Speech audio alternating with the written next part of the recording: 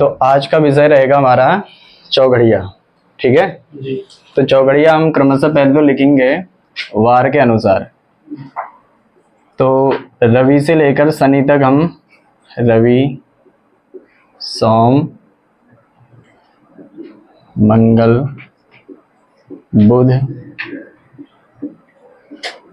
गुरु, शुक्र और शनि। पिछले विषय में हमने लिखा था अंशात्मक राशि विवेचन, है ना। घटीपल को घंटा मिनट में परिवर्तन कैसे करें, उसके अलावा अंशात्मक राशि विवेचन में मेष आदि राशियां कैसे बनती हैं, इन सब विषयों पर चर्चा थी। अभी उन विषयों पर चर्चा और आगे भी रखेंगे, ठीक है ना। उसके अलावा हम देख रहे हैं कि अभी चौघड़िया है, राहु काल है, प्रदोष बेला है, अभिजीत मुहूर्त है, बहुत सारी ऐसे अभी हमारे पास सब्जेक्ट हैं जिसको भी हम क्रमशः लिखते चल रहे हैं या बनाते चल रहे हैं। तो उसमें ही एक आज का विषय रहेगा चौघड़िया, कि चौघड़िया कहते किसे हैं और ये चौघड़िया निकलती कैसे है। लिखा तो पंचांगों में सब है ही, ठीक है ना। तो अब देख रहे हैं सबसे पहले कि चौघड़िया पंचांगों में भी लिखी है, उसको समझे कैसे। मोबाइल में भी एस्ट्रोसेज, एस्ट्रो, ये सब बहुत सारी ऐप्स हैं जिसमें हम आज सब कुछ देख सकते हैं। तो किसी ने पूछा कि ये चीज़ें निकली कैसे, बनी कैसे, उस चीज़ को हम समझा रहे हैं। बाकी तो बता सकते हैं किसी को कि अमृत की चौघड़िया चल रही है या इसके बाद चलेगी काल की चौघड़िया चलेगी, तो वो चीज़ों को हम एक्सप्लेन भी कर रहे हैं। तो इस तरह से समझा के कि ये चीज़ हमें कैसे समझ में आए, तो इसी विषय को हम देख रहे हैं। तो ऐसे चौघड़िया में पहले चौघड़िया कहते किसे हैं इस पर बात कर रहे हैं। तो चौघड़िया का मतलब होता है चार घटी। कितनी घटी? चार घटी। तो जब हमने सूक्ष्म काल गणना पढ़ी, सूक्ष्म काल गणना पढ़ी, तो सूक्ष्म काल गणना में हमने देखा कि एक घटी बराबर कितने मिनट थे?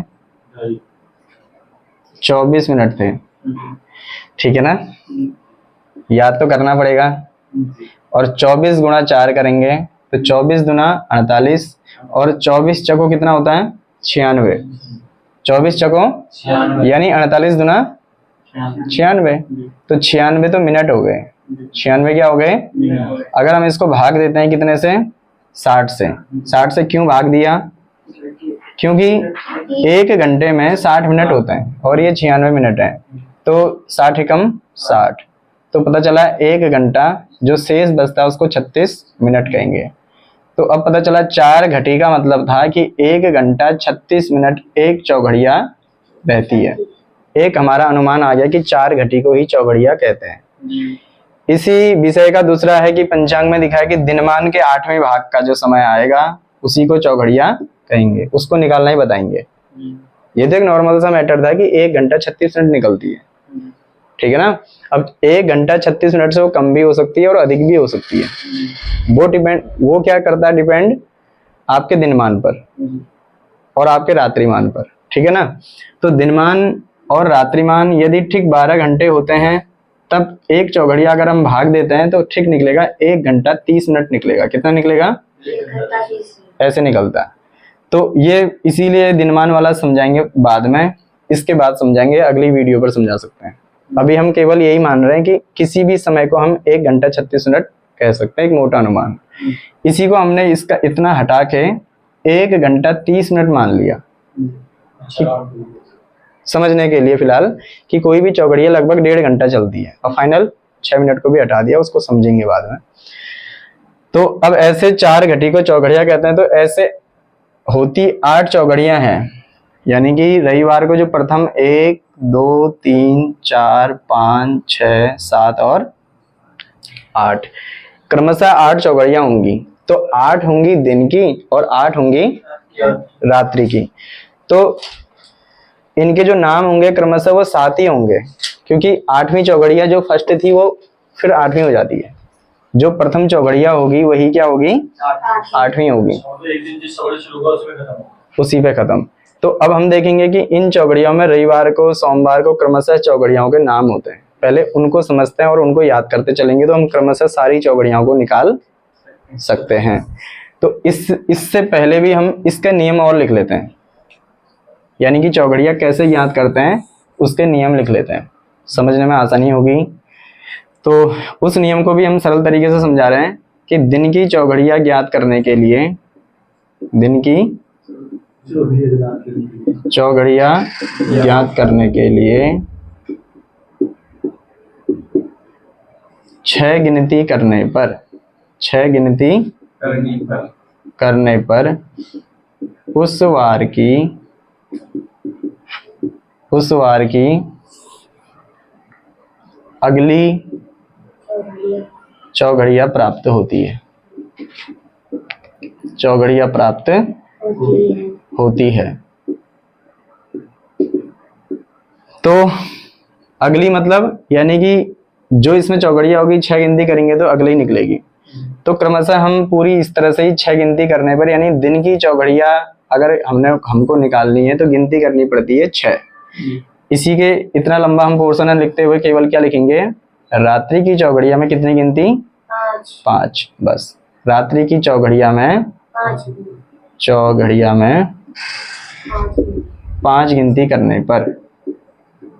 अब वो गिनती कैसे करते हैं अभी थोड़ी देर में सब समझ जाएंगे। ये थ्योरी हो गई, इसकी ज्यादा लंबा ना करते हुए हम इसको मिटा देते हैं। तो दिन की चौघड़िया ज्ञात करने के लिए 6 गिनती करनी पड़ती है और रात्रि की चौघड़िया ज्ञात करने के लिए 5। बस अब उन चौघड़ियाओं के क्या नाम होते हैं, अब हमको केवल 7 नाम याद करने हैं। याद करने की क्या ट्रिक रहेगी, हमको केवल कितने नाम याद करने हैं, 7। तो हम इस चौघड़िया से, रवि की प्रथम चौघड़िया से शनि की अंतिम चौघड़िया तक निकाल सकते हैं बिना कुछ कहीं देखे। केवल हमको कितनी चौघड़िया याद करनी है, 7 चौघड़िया याद करनी है। और हमको पता है कि ये हम बना रहे हैं दिन की चौघड़िया, इसका नाम क्या है, दिन की चौघड़िया। गिनती कितनी करनी है, 6। दिन की चौघड़िया में 6 और रात्रि की करते हैं 5। अब इन चौघड़ियों में जो रवि की चौघड़िया प्रथम होती है सूर्योदय के समय, उसका नाम होता है उद्वेग। ये याद करना है, रवि की चौघड़िया में कौन सा नाम होता है, उद्वेग। सोमवार को होती है अमृत, सोमवार को क्या होती है, मंगलवार को, बुधवार को, गुरुवार को शुभ, शुक्रवार को चंचल और शनिवार को काल। तो ये चौघड़िया हो गई हमारी क्रमशः नाम से। तो उद्वेग, अमृत, रोग, लाभ, शुभ, चंचल और काल। ठीक, तो अब हमको पता चला कि हमने बोला दिन की चौघड़िया हमको ज्ञात करनी है, तो इस उद्वेग से हम 6 गिनती करेंगे। किसने पूछा, प्रश्नवाचक, कि रविवार की अब दूसरी चौघड़िया कौन सी होगी जी। तो हम इसी नियम से और इसी क्रम से हम गिनेंगे तो अगली चौघड़िया निकल जाएगी। कैसे, देखें, 6 गिनती करनी है, रविवार की अगली चौघड़िया निकालनी है। तो रविवार की प्रथम उद्वेग को 1 कहेंगे, उसी को हम क्या कहेंगे, 1। तो उद्वेग 1, 2, 3, 4, 5 और 6। क्या नाम आया, चंचल। अब इसको भूल जाएंगे कि शुक्रवार को चंचल थी कि ये नहीं, हमें केवल चौघड़ियों के नाम दिख गए। छठी चौघड़िया कौन सी आ गई, उठा के उसको यहाँ रख देंगे, चंचल। जिस चंचल को हमने 6 कहा, छठी चौघड़िया गिनने पर चंचल आई, अब उसी को इस रविवार की अगली चौघड़िया किसने पूछा कौन सी होगी, तो उसी चंचल से फिर 6 गिनने हैं, यानी उसी को चंचल को 1 बोलना है। तो 1, 2, 3, 4, 5, 6। क्या नाम है, लाभ। और जो उद्वेग है प्रथम, वही क्या होगी, 8वीं।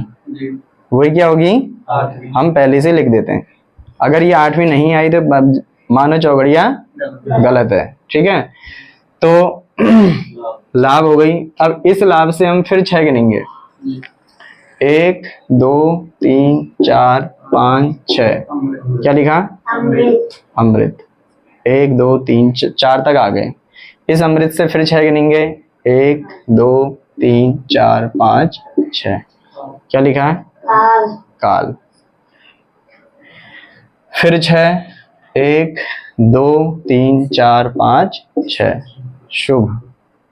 क्या लिखा है, इस शुभ से फिर 6, 1, 2, 3, 4, 5, 6। क्या लिखना है, रोग। इस रोग से फिर 6 गिनेंगे, 1, 2, 3, 4, 5, 6, क्या नाम आ गया, और जो पहले से लिखा हुआ है। तो इसका मतलब उद्वेग से उद्वेग में मारे 8 चौगड़ियां। तो अब हमको हो सकता है ये पूरे प्रश्न में आ जाए कि हम ऐसे ही क्या गिनते रहेंगे क्या इसको, अब गिनने की आवश्यकता नहीं है। प्रथम को गिना इसलिए क्योंकि हमको उनको लाइन से लगाना है। तो हमको पता चल गया कि रविवार को जो प्रथम चौगड़िया उसका नाम है उद्वेग, द्वितीय में चलेगी चंचल, फिर लाभ, फिर अमृत, काल, शुभ, रोग, उद्वेग। सूर्य उदय से लेकर के सूर्य अस्त तक का समय निकल गया। एक उदाहरण, हमने किसी भी एक चौगड़िया को मान लिया 1 घंटा 30 मिनट, कितने घंटे मान लिया, 1 घंटा 30। ठीक। अगर सूर्य उदय ठीक 6 बजे होता है तो ठीक 6 बजे से लेकर के एक अनुमान है, ठीक है ना। अभी तो हम इसको फिर गणित से निकालेंगे तो फिर सटीक निकल जाएगा कि आपकी इतने बजे से लेकर ये चौगड़िया चलेगी जी। अभी तो शुरुआती में हमको पहले से चौगड़िया निकालना आना चाहिए, इसके नाम पता चल जाएं, फिर कैसे रखते हैं, तब जाके हम किसी समय को निकाल पाते हैं, वरना तो पंचांग में सब लिखा हुआ है, ठीक है ना। तो एक सरलता के लिए एक उदाहरण देके हम समझा रहे हैं कि यदि सूर्य उदय 6 बजे हो और एक चौगड़िया 1 घंटा 30 मिनट चले, तो अगर प्रथम चौगड़िया उद्वेग है तो ठीक 6 बजे से लेकर के 1 घंटा 30 मिनट यानी कि 7:30 बजे तक कौन सी चलेगी, उद्वेग चलेगी। कौन सी चलेगी, उद्वेग। 7:30 से लेकर के फिर 1.5 घंटा जोड़ेंगे, कितने बज जाएंगे, 9 बजे तक कौन सी चलेगी, चंचल। अब चलेगी इतना ही, अगर इसमें 10 मिनट बढ़ाते तो यहाँ भी 10 मिनट बढ़ते नहीं बढ़ते हैं। तो लगभग मोबाइल या अन्य उसमें भी देखेंगे तो हमने बोला कि 30 हो सकता है, अधिक से अधिक 35 होगा, 36 होगा। दिनमान कम है तो फिर 1:25 हो सकता है, 1:24 हो सकता है, 23, 20 से कम नहीं होता फिर दिनमान, है ना। तो ये सब चीजें हम घटती बढ़ती 2-4 मिनट 10 मिनट आगे पीछे हम कर सकते हैं, आएगा आंकड़ा उतना ही। 9 बजे तक चलेगी चंचल, फिर 1.5 घंटा 10:30 बजे तक क्या चली, लाभ।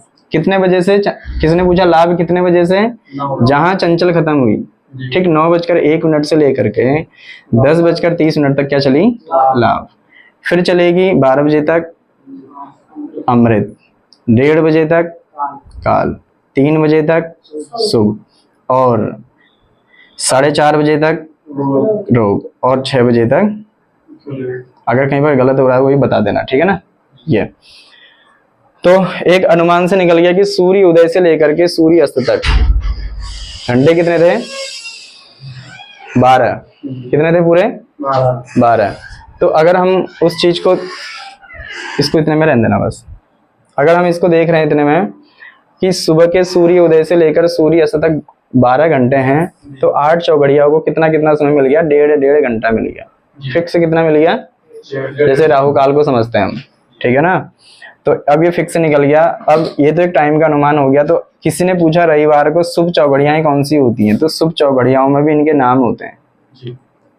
शुभ चौगड़िया होती कौन सी हैं, किसी शुभ कार्य को करने के लिए, तो उसका नाम भी शुभ ही है। कौन सा, क्या नाम है, शुभ लाभ और अमृत। ये एक शुभ चौगड़िया हैं। चर को भी हम ले सकते हैं, लेकिन द्विस्वभाव की तरह ये चरायमान जो चीजें होती हैं हम चर चौगड़िया में कर सकते हैं। बाकी जो अशुभ चौगड़िया होती हैं उनके नाम तुम्हें पता चल गए। जैसा नाम कौन कौन से, देखो रोग है, सबसे पहले है उद्वेग। उद्वेग का ही दूसरा नाम होता है उत्पात, उत्पात, और दूसरी है रोग, और फिर काल। तो कभी भी इन चौगड़ियाओं के बीच में अगर कोई शुभ कार्य करने का समय निकल रहा है तो हम ऐसा समय छोड़ देंगे। माना जाए रविवार को, हमने एक उदाहरण दे रहे हैं हम सब चीजों का ना, अभी फिक्स नहीं कर रहे हैं कि टाइम अगर फिक्स है। कोई ये पूछे कि आपने तो 1:30 बजे कहा था, हमारा तो 1:25 आ रहा है, मैंने तो अभी कोई उदाहरण नहीं दिया, हम केवल समझा रहे हैं कैसे कैसे निकलता है, उसको स्ट्रक्चर बता रहे हैं।